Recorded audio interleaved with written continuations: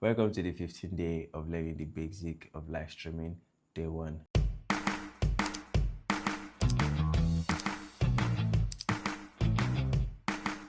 Hey everyone, welcome to Certified Academy. My name is Tosin Ekubaigbe, also known as Certified, and I'm so excited to introduce you to the basics of live streaming. This is a 15-day training that is designed to help anyone confidently set up a live stream, whether it's for personal use, ChurchMedia, or professional services. By the end of this training, you'll be familiar with the gadgets, the softwares, and the essential tools that are needed to successfully run a live stream. So without any further ado, let's dive into it. What is live streaming? Live streaming is simply the process of transmitting and receiving audio and video coverage of a live event over the internet.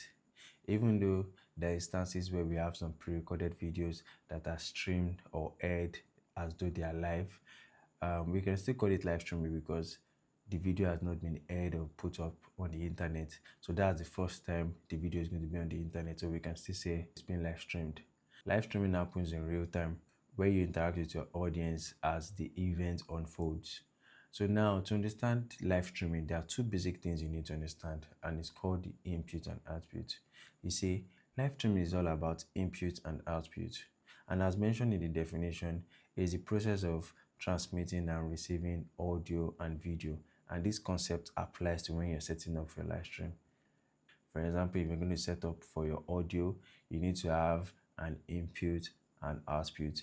Input is the source that comes from maybe your mixers. That's what you're going to take into your audio capture card, and the output is what's going to go to your laptop. There's some essential equipment that are required to set up a live streaming. Number one is the laptop. Whether you're using a Mac or a Windows laptop, there are some basic requirements that your laptop must have. Number one, it must have at least 8 GB RAM, then maybe Core i5 or Core i7 processor, and at least 256 GB storage.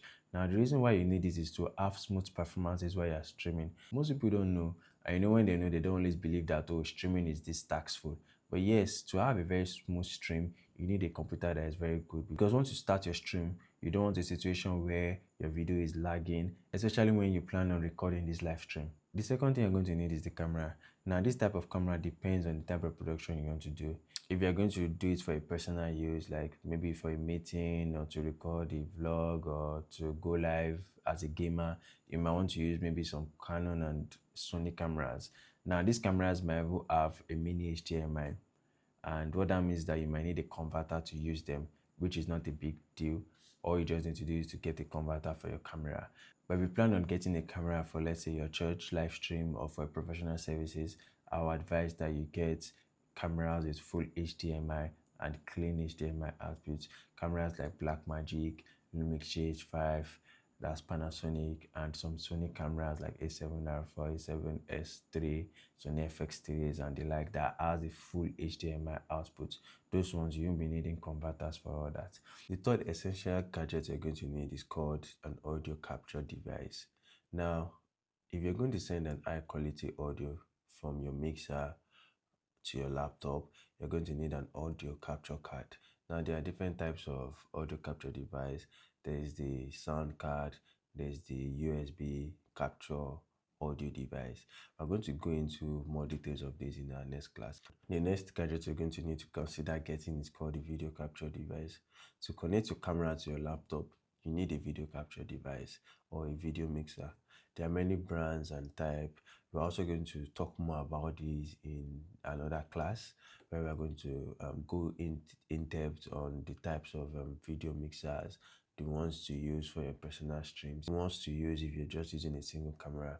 So we'll talk more about that in the next class. Another thing you're going to need to consider getting is a good internet connection, because even with the best equipment, a weak internet connection will result in a poor live stream.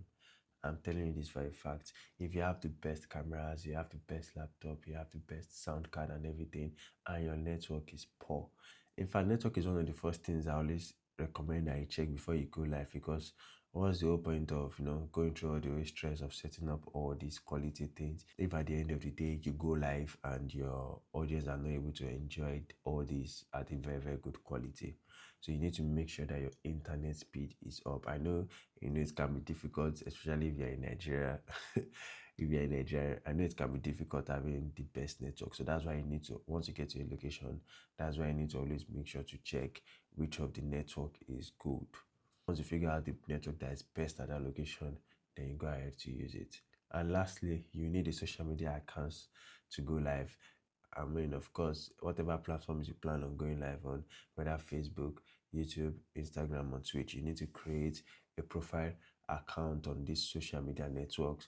For example, YouTube, you need to give YouTube, if it's your first time going live on YouTube, you need to give your YouTube at least 24 hours notifications. So these are the things you always have to like consider and put in place and make sure that this account is eligible and has access to go live, because not all profiles has the access to go live. So you need to always make sure that this account meets the criteria of what the social media requires for you to go live. Audio capture card, video capture card, internet, social media account, this, that. I know this might begin to sound like a whole lot, some people, but don't worry, I got you. Over the next 15 days, we're going to bring down all these topics individually so that you can fully understand how everything works. I got you. That'll be the end of the class for day one. Don't forget to subscribe, share, drop a comment. The challenge is on. See you tomorrow for day two. Bye, guys.